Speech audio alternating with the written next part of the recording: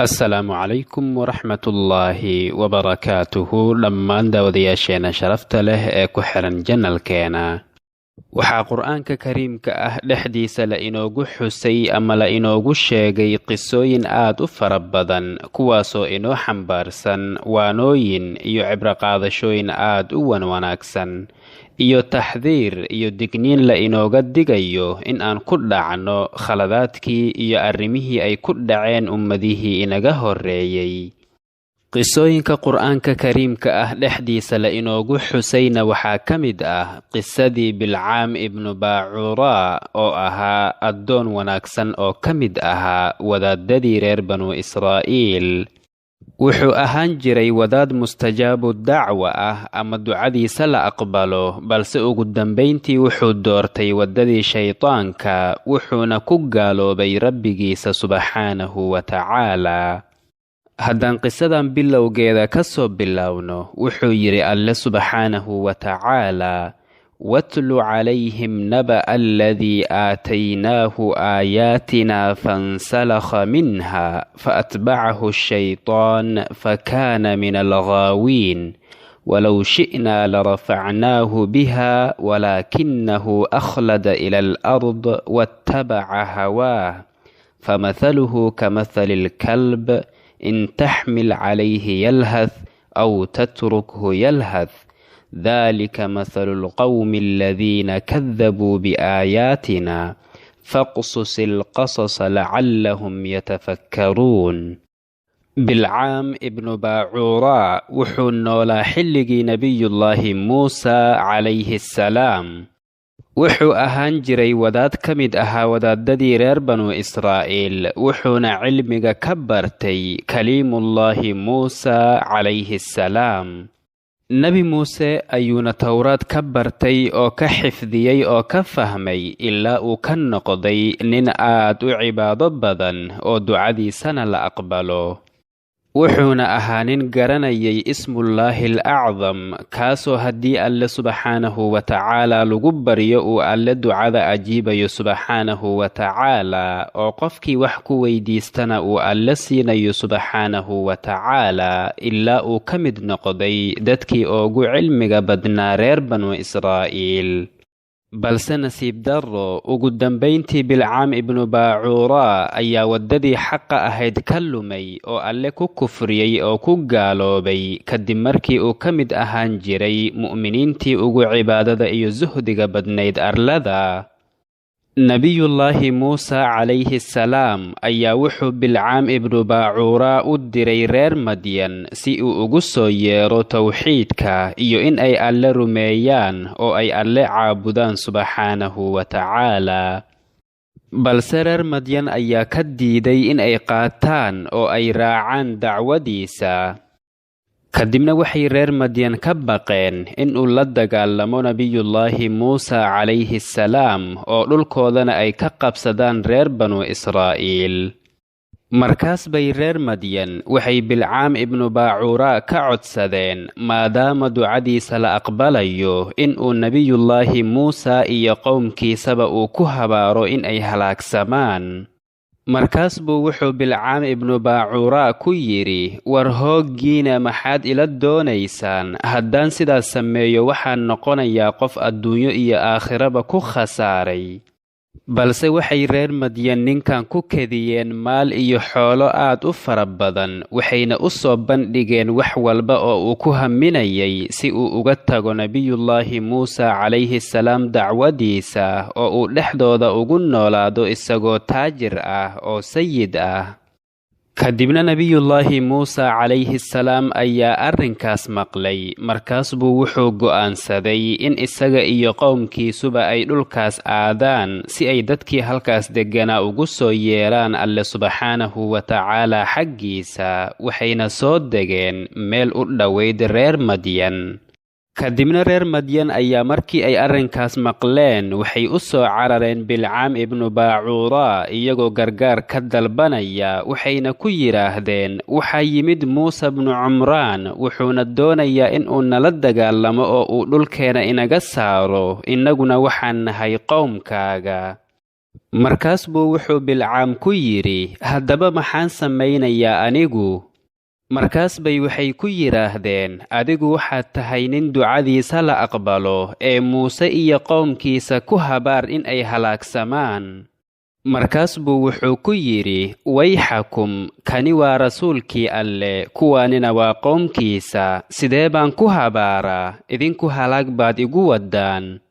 kadibna qowmkii ayaa ku adkaystay oo sii waday in ay ku qasbaan ilaa uu Bilcaam ibnu Baacuura ka ateecay oo uu ku waafaqay dalabkooda ama codsigooda.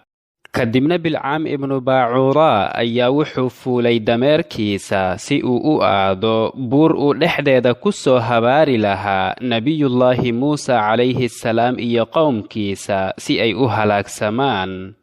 kadibna dameerkiisa ayaa u diiday inuu socdo, markaas buu bilaabay inuu garaaco ilaa uu Alle subxaanahu wa tacaala dameerkiisa ka hadashiiyey oo uu ku yidhi, adigu horay ayaad ii waddaa, malaa'igtuna dib ayay ii soo celinaysaa, hoogee idaay. waad hoogtayee ma waxaad u socotaa in aad mucaaraddo nebigii Alle ee ku baray ismullaahil acdam si aad Alle raalli ahaanshihiisa ugu soo jiidato ama caradiisa? ma waxaad doonaysaa in aad habaarto nebigiisa?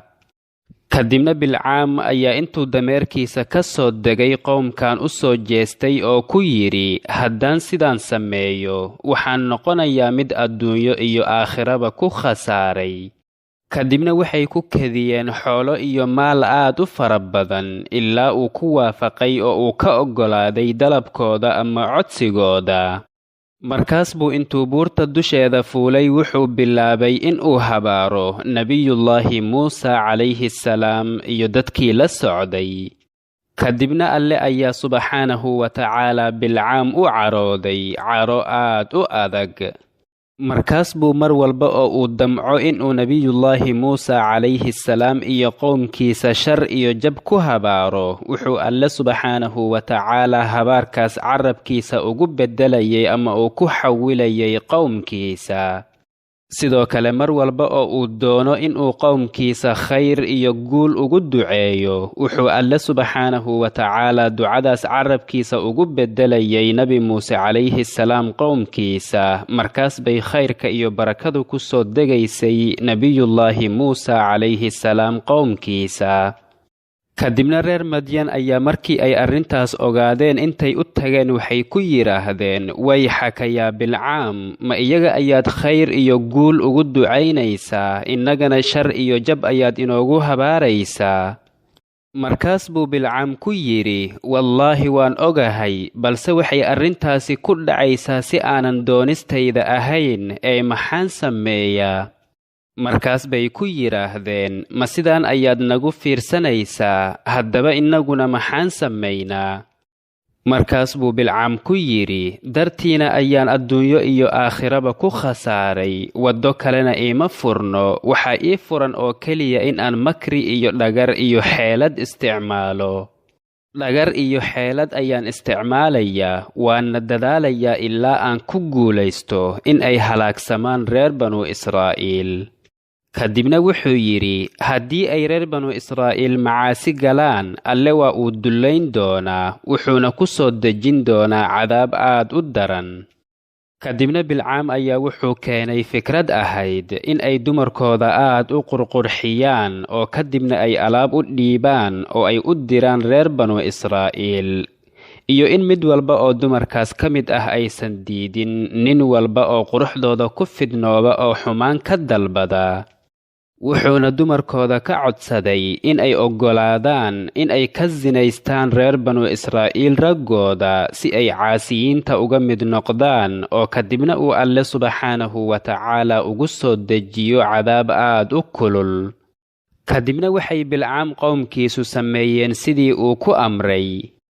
kadibna nin ka mid ahaa reer banu Israa'iil ayaa wuxuu arkay haweenay aad u qurux badan, markaas buu quruxdeeda la cajabay. markaas buu intuu qabsaday oo nebi Muuse calayhi salaam ula tagay ku yidhi, waxaan u malaynayaa in aad dhihi doonto, tani waa kaa xaaraane ha ku dhowaanin.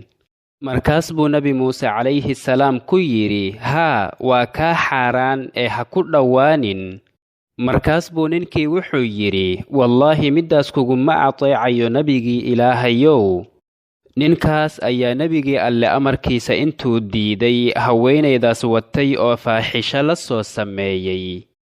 kadibna alle ayaa subxaanahu wa tacaala nebi muuse qowmkiisa u carooday caro aad u daran, wuxuuna ku soo dejiyey daacuunkaasoo ka laayay tiro aad u fara badan oo aanan la soo koobin. kadibna nin ka mid ahaa reer banu israa'iil ayaa markii u ogaaday in ninkaas zaaniga ahaa uu dhibaatadaas u sabab ahaa, intuu seeftiisa qaatay wuxuu u soo galay ninkii zaaniga ahaa. markaas buu intuu qoorta ka gooyay bannaanka u soo baxay isagoo samada gacanta ku taagaya oo dhahaya, ilaahayow sidaas ayaan ku samaynaynaa qofkii kugu caasiya. kadibna alle ayaa towbadooda ka aqbalay oo dhibaatadana ka dulqaaday subxaanahu wa tacaala. sidoo kale waxaa kaloo la sheegaa in bilcaam ibnu baacuuraa uu nebi muuse calayhi salaam iyo qowmkiisa uu ku habaaray in aysan gelin magaaladii jabbaariinta, oo kadibna uu alle subxaanahu wa tacaala ducadiisa ka aqbalay oo nebi muuse iyo qowmkiisu ay tiiha galeen, tiihaasoo loola jeedo meeshii ay nebi muuse calayhi salaam iyo qowmkiisu ay 40 sano isku daba wareegayeen. markaas buu nebi muuse calayhi salaam rabbigiisa ku yidhi, ilaahayow, maxaan galabsannay oo aan tiiha ugu jirnaa? markaas buu alle subxaanahu wa tacaala ku yidhi, waxaad tiiha u gasheen bilcaam ducadiisa awgii. markaas buu wuxuu nebi muuse calayhi salaam rabbigiisa ku yidhi, ilaahayow, sidaad habaarkiisa uga ajiibtay anigana habaarkayga iga ajiib. wuxuuna nebi muuse calayhi salaam ku habaaray in uu alle subxaanahu wa tacaala ka siibo oo uu halmaamsiiyo ismullaahi alacdam. markaas buu alle subxaanahu wa tacaala bilcaam ibnu baacuuraa maskaxdiisa ka tirtiray oo kala laabtay ismullaahi alacdamka. هذا والله تعالى أعلى وأعلم، وصلى الله وسلم وبارك على سيدنا محمد وعلى آله وصحبه أجمعين، والسلام عليكم ورحمة الله وبركاته.